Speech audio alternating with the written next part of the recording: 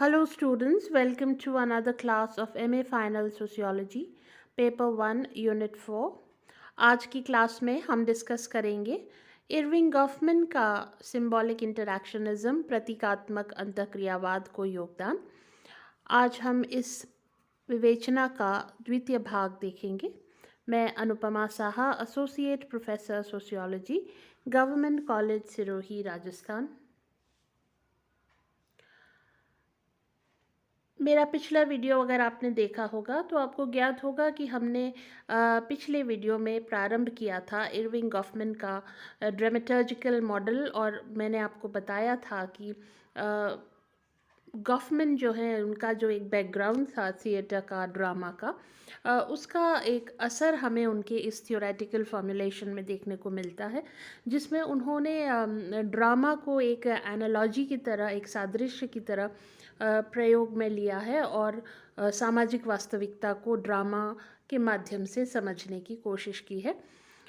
उसी संदर्भ में हमने पिछले वीडियो में देखा था कि कैसे व्यक्ति समाज में अपनी प्रस्तुति इस प्रकार से करता है कि वह उसकी एक सकारात्मक छवि, उसकी एक बेहतर छवि अन्य व्यक्तियों के मन में पड़े। गॉफमैन ने कहा था कि एक्सप्रेशंस क्रिएट इम्प्रेशन, यानी आप जिस तरह से अपने आप को प्रस्तुत करते हैं उसी तरह से आपकी छवि बनती है। तो उसी क्रम में अब हम आगे आज बात करेंगे। जो अगला बिंदु है ड्रामेटर्जिकल मॉडल का, वह है front stage and back stage, और ये जो टर्मिनोलॉजी वो इस्तेमाल कर रहे हैं वह भी बताता है कि किस तरह से रंगमंच और स्टेज और ड्रामा उनकी चेतना में हमेशा विद्यमान रहा। Goffman differentiates between what he calls front stage behavior and backstage behavior. तो शुरुआत में ही गॉफमैन अंतर करते हैं, भेद करते हैं फ्रंट स्टेज यानी मंचीय व्यवहार और बैक स्टेज यानी मंच के पीछे, जिसे हम कहते हैं नेपथ्य। तो मंच पर मनुष्य का एक व्यवहार होता है और नेपथ्य में पीछे वह एक अन्य व्यवहार करता है। जो मंच पर करता है वो एक रोल प्ले होता है, वो किसी भूमिका का निर्वाह कर रहा होता है, और जब वह नेपथ्य में चला जाता है, मंच के पीछे चला जाता है, तो वह अपने सामान्य रूप में, अपने वास्तविक रूप में होता है। तो सामाजिक वास्तविकता के अध्ययन में भी वह कहते हैं एक मनुष्य का फ्रंट स्टेज बिहेवियर होता है और एक मनुष्य का बैक स्टेज बिहेवियर होता है। Front stage behavior is one where an individual, irrespective of his actual mental state, acts in accordance with the expected ways of behavior. तो यहाँ पर वह कहते हैं कि सामाजिक वास्तविकता को जब हम देखते हैं तो हम ये पाते हैं कि मनुष्य का जो फ्रंट स्टेज बिहेवियर है वह व्यवहार है जो वह अपनी, चाहे कोई भी उसकी मनस्थिति हो, अपनी वास्तविक मनस्थिति को अलग रखकर जैसा उससे व्यवहार की अपेक्षा होती है एक दी हुई परिस्थिति में, या जैसा एक रोल एक्सपेक्टेशंस होता है, जैसे एक भूमिका अपेक्षा होती है, उस प्रकार की भूमिका वह अदा करता है, उस प्रकार का व्यवहार वह प्रस्तुत करता है।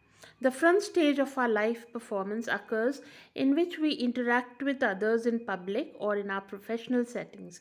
तो वो कह रहे हैं हमारा जो फ्रंट स्टेज व्यवहार है वह हमारा वह व्यवहार है जो हम सार्वजनिक रूप से करते हैं, लोगों के बीच करते हैं, या जो हम हमारे व्यावसायिक सेटिंग में, हमारे व्यावसायिक स्थलों पर, हमारे कार्यस्थलों पर हम करते हैं। The backstage of our life are times and situations where we are in informal settings such as home or with our folks. Here we can stretch and be ourselves.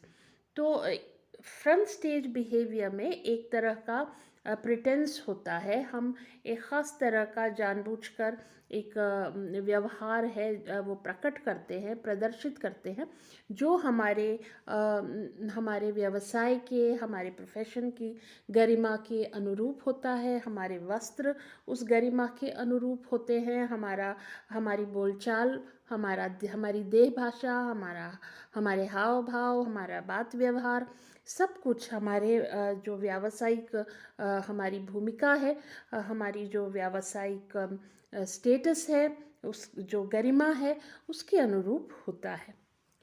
लेकिन the back stage of our life our times and situations where we are in informal settings such as home or with our folks.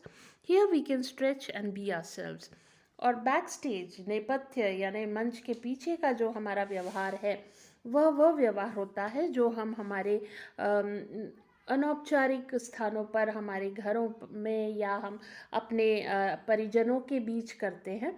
और यह जो व्यवहार है उसमें हम किसी तरह का उसमें कृत्रिमता नहीं होती है, उसमें किसी तरह का बनावटीपन नहीं होता है, उसमें किसी प्रकार की औपचारिकताएं नहीं होती हैं, और हम जैसे हैं, हम अपने पूरे प्राकृतिक स्वरूप में जैसे हैं, हम वैसा व्यवहार करते हैं। इसके बाद वो जो दूसरी महत्वपूर्ण बात कह रहे हैं वह है सिचुएटेड आइडेंटिटीज़, यानी हमारी निश्चित पहचान। ये बहुत ज़रूरी है किसी भी तरह के मीनिंगफुल इंटरैक्शन के लिए, कि जब अंतर्क्रिया अर्थपूर्ण कैसे होती है उसके बारे में बात करते हैं इरविंग गॉफमैन। तो वो कहते हैं a situated identity is the self that can be identified with the role one is currently playing. तो हमारा जो स्व है वह कई अलग अलग पहचानों में विभक्त होता है। जैसे जब हम घर में होते हैं तो हम पुत्री हो सकते हैं, हम बहन हो सकते हैं, हम पत्नी हो सकते हैं, हम बेटी हो सकते हैं। तो हमारे अलग अलग पहचान हैं।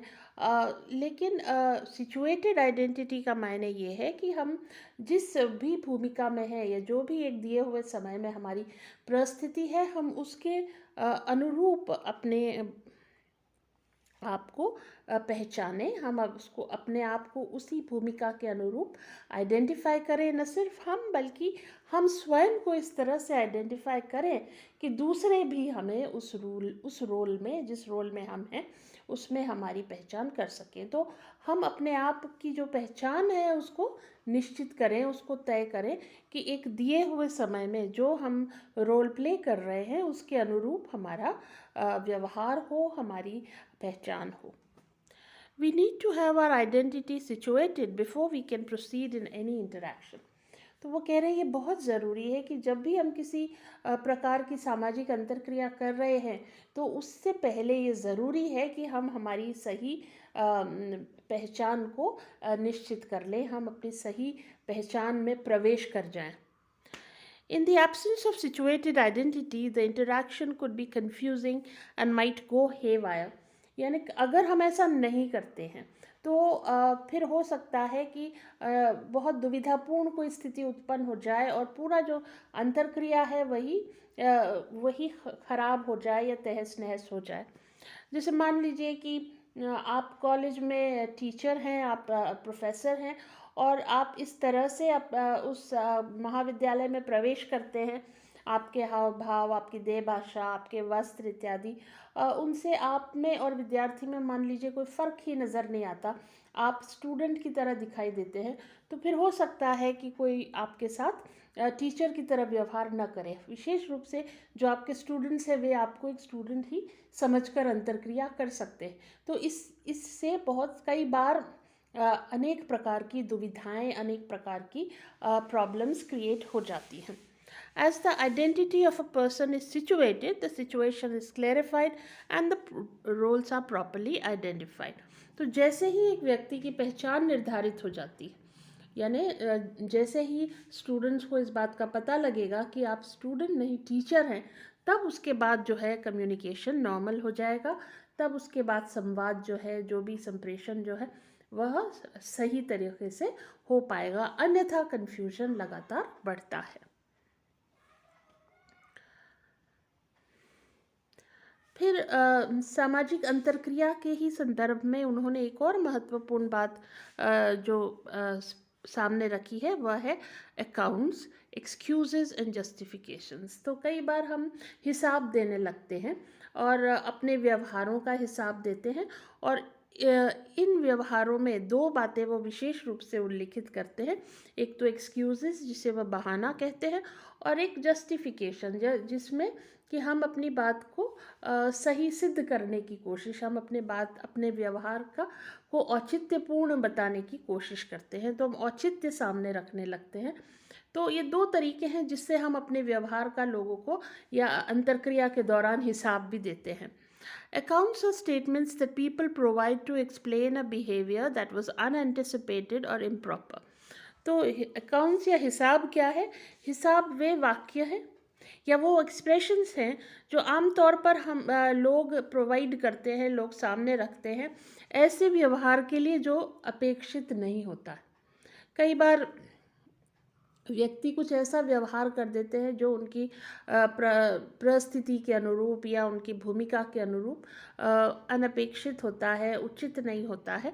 तो फिर उसको भी वो किस तरह से उस व्यवहार का वो हिसाब देते हैं, उस व्यवहार को वो सही ठहराने की कोशिश करते हैं, उसके बारे में भी गॉफमैन बात करते हैं. और वो कहते हैं हिसाब दो तरह का होता है. पहला excuses that attempt to lessen responsibility, यानी बहाना बनाने का कि भाई हम क्या करें, हम अपनी जिम्मेदारी जिसे छोड़ना चाहते हैं या ये हमारी गलती नहीं है, हम ऐसा बताना चाहते हैं, तो हम कोई ना कोई बहाना लेकर के अपनी जिम्मेदारी से बचना चाहते हैं. एक तो तरीका ये होता है एक्सक्यूज़ मी. और दूसरा जस्टिफिकेशंस, यानी हम अपने व्यवहार को औचित्यपूर्ण बताते हैं कि जो उस परिस्थिति में हमने किया वो इसलिए किया क्योंकि हमें लगा कि वो उस परिस्थिति में सही था. तो हम जस्टिफिकेशन देते हैं, हम अपने गलत व्यवहार को भी सही ठहराने की कोशिश करते हैं और उसके लिए तमाम तर्क देने शुरू करते हैं. तो इस तरह से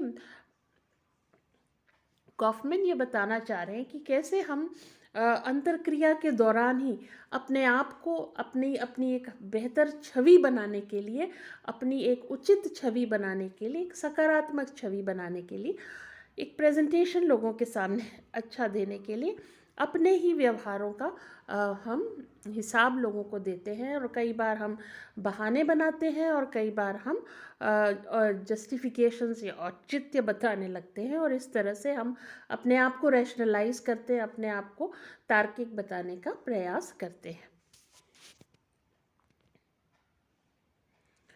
तो ये गॉफमैन का जो पूरा मॉडल है, लगातार जो मूल बात है उनके प्रेजेंटेशन की, उनके निरूपण की, उनके फॉर्मुलेशन की, वह यह है कि मनुष्य समाज में जब अंतर्क्रिया करते हैं तो अंतर्क्रिया का जो पूरा जो मेथडोलॉजी है, जो तरीक़ा है, जो प्रोसीजर है, वह किस तरह से चलता है कि व्यक्ति लगातार अपनी बेहतर छवि लोगों के सामने प्रस्तुत करने लगता है. वह स्थिति की अपनी परिभाषाएं करता है, वह स्थिति में उपलब्ध संकेतों को समझता है और उसके अनुसार अपना व्यवहार करता है और अपने व्यवहार का जो है लगातार वह जस्टिफिकेशन और औचित्य अन्य व्यक्तियों तक पहुंचाता है ताकि उसकी समाज में एक सकारात्मक छवि अन्य लोगों के मस्तिष्क में बने. तो आज के वीडियो में बस इतना ही. हम कंटिन्यू करेंगे इस विवेचना को अगले आने वाले वीडियोस में. आप सभी का बहुत बहुत धन्यवाद.